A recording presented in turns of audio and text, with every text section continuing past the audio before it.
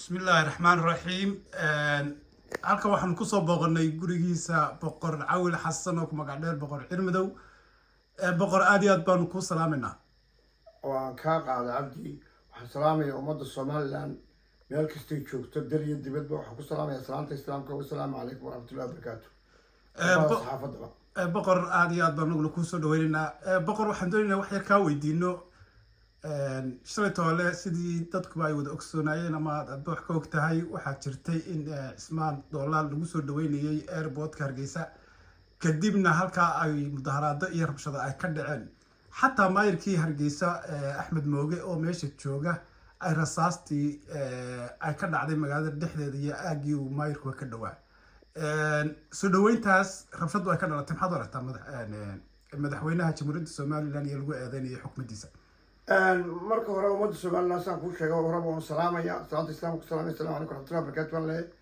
su'aashaadana haddaan jawaabteeda u soo noqdo waxa aad u foolxumo ah in qof ama TikTok ka hadlay ama Facebook ka hadlay ama YouTube ka hadlay oo iskaga nafisaya oo hore qolku waa fasax bay iskaga nafisaya in sida loo sii weeliyo xukuumaddu ay juqraafi noqoto oo TCR baro kale ay noqoto waxaan xasuustaa waqtiyada waan yaraaye Soomaaliland waqtigii Maxamed Siyaad Barre weystay waxaan xasuustaa iyada oo BBC da marka la dhageystay idaacadii radio halgan adoo ma garanayso dhalinyarada dama tahay marka la dhageystanayo baabuurtu intay guryaha timaado yaa askartu dhageysato idaacadda ka maqasho kala baxda tii mid ka xun baa dee taagan oo qof iska nafisay xorta qolka waa free baynu dimuqraadiyad baynu qaadanay baynu nidhi haddana inagii baa iska hor imanayno oo qof iska hadlo oo meel ka hadlay adaaba sii weyneynaya iyagaaba sii weyneynaya wax way kasii dhigaya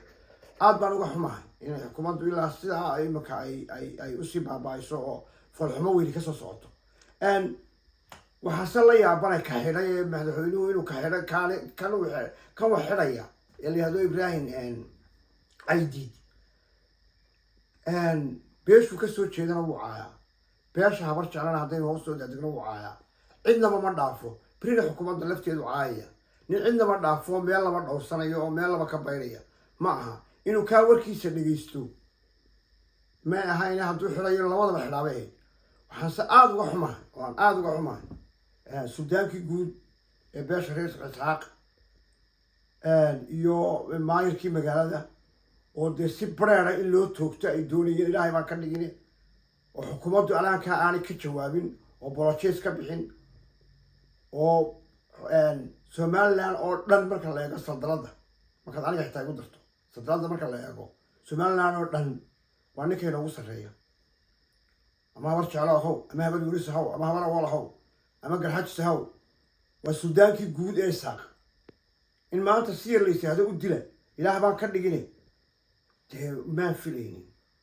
oo xukuumaddu colaadda intaa la eegayso diintii guud ku dilayso ee ku laynayso ee ay ku qabanayso maan jeclaysan haddaan nahay qolada haddaan nahay oday dhaqameedka reer Somaliland mana jeclaysan waxaananu jecelahay runtii inay buxaaliyo bolojiis ka bixiyaan askarigii xabaddaa ridana la soo taago sharciga la soo taago la mariyo sharciga xuquuqdiisa la mariyo ina Cumar Doolla dee hadduu dembi leeyahay oo dembi lagu helo uu dembi leeyahay uu wax dilay ama wax dhacay ama wax boobay dee in la xukumo waan ogol lahaa laakiin nima waxna dilin waxna dhicin waxna boobin ciidanna haysan meel la u bixin afku xoogla telefoonkiisa iskaga duubaya waxaa mar meel soo diraya hadday sida inanta yarays tiraahdo maanta waxay doonta kaashay ariga la joogtaa iska duubta oo meedhiyo qawajeebkaa lagu sitaay haddii waxaa la eriyado soo la rogman maayo miyaan caqligu ha shaqeeyaan xukuumadda olana caqligu ha shaqeeyo in iska hadlay oo airport marayo isagoo isla hadlayo marba iskaga duubayay dee iyagaaba weynaysiiya anigu halkaa wax weynba kulle shaksi baanoo ilama muuqato laakiin waxa wax weyn ila muuqata sudaankii guud iyo maayirkii maayirada ee reer Somaliland Hargeysa in madaxdii la damcay in la dilo ilaahay baan toodi ka dhigay xukuumadduna weli kama hadal aad iyo aad baad mahadsantahay haddaynu kasoo gudubno arrimaha Somaliland waxaa jirta in xamar ay joogaan dad badan oo siyaasiyiin aqoon-yahan ah oo kasoo jeeda Somaliland sheegtana inay ku metelaan Somaliland ay u joogaan dowladda federaalka Soomaaliya siyaasadda weyn ee caanka ee Fuusiye Xaaji Aadan ayaa ilaa sidoo baraha bulshada way ku jirtay arrinta inta loo soo bandhigay siyaasadda waxay ahayd in ay iska casisho shagadii ay ka doonisay African Unionka kursigii arrimaha waxa ka dambeeyay baa leeyahay Xasan Sheikh iyo Ismaaciil Cumar Geelle iyo magarasa madaxda Jamhuuriyadda Soomaaliya Federaalka iyadoo way diideen is casisho arrimaha adigu maxaad ka leedahay maxaa safar lahayd bulshada reer Somaliland ee siyaasiyiinta iyo aqoonyahan kale ee jooga xamar ee yiraahdo waxaan ku matalaynaa Somaliland bannaanka u joognaa maxaad u arrinka ka leedahay والله waxaan marka hore waxa weeyaan siyaasiyiinta wax garadka aqoonyahanka Somaliland ee halka jooga waxaan oran lahaa horta marka hore wariyaa ku joogteen waa riyoonise inda meedan kale waa riyoonise laakiin waxaan marnaa dhuuni ba halka idbariya filaya dhuuni ya halka idbariya wax la yidhi gol yahay iyo wax ka soconaya iyo waxa la yidhi siinaya toona fuusixa jaadan iyo inta kale ee maqanba ee ku hamiyeysa waxaan lahaa wardalkiina kala oo wax ka noqda nin waliba sida uu asagu soo saaro muu soo baxaya inna kursiga idinka laha inna xukuumadda idinka laha ka sareeyo ka hooseeyo waa fuul kartaan meesha la fiina horena waa lagu laayay waa kii ninkii la laayay ragii aqoonta lahaa ee diyaarada maamulkooda ay la laayay idinkuna waa ku daba jirta si xun loo diriyo si xun la idin baqso iyo si xun la idin yeeso idinka isugu wacane cad qooreen lama cunee war iska kale dulkiina idinka badan iska kale war meesha ma masata Allah kale hadii reer Somaliland war iska kale la hajaadna waxa la fuusiya hajaadna waxa la fuusiya marka hore waa baab khaldan baad garaacday nimanka ka xishoo waayay inta ay qabaan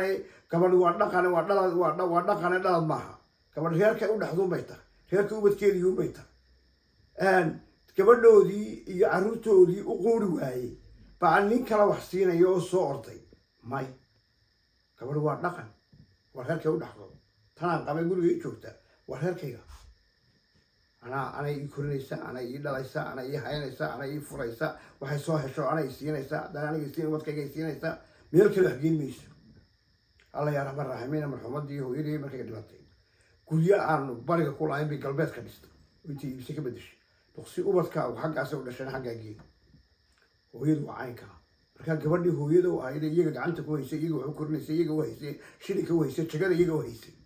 أي هير كلام مرة يا مدحدك Soomaaliya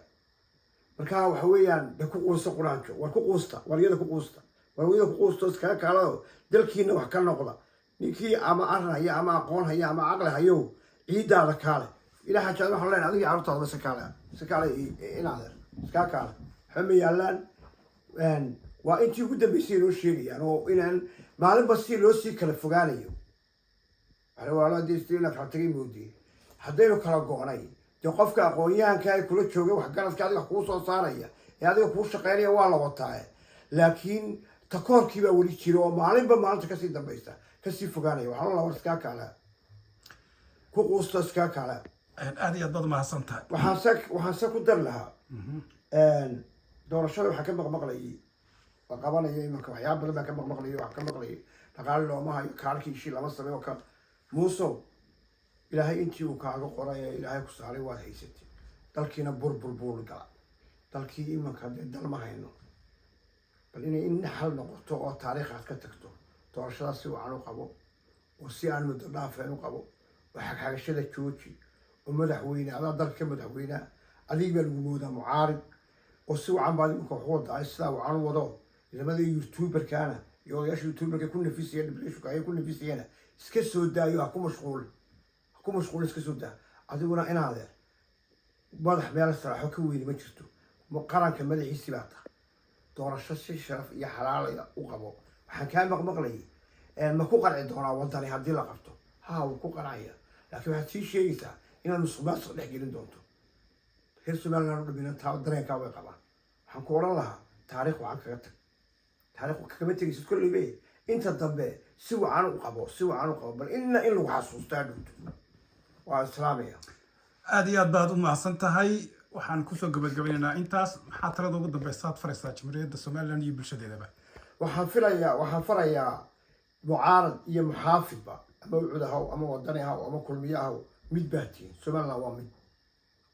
waa ina qaranka meel uga soo wada jeesataa waxaan salaamayaa ciidamada jiida hore habeen iyo maalinba u taagan ama boolis ha noqdaan ama sirdoon ha noqdaan ama ciidamada militariga ha noqdaan maalin walba u taagan dalkaas siduu nabad u ahaan lahaa aad baan u salaamaya jannadooda aad baan u salaamaya askartooda aad baan u salaamaya nimanka lagu seexda lagu lado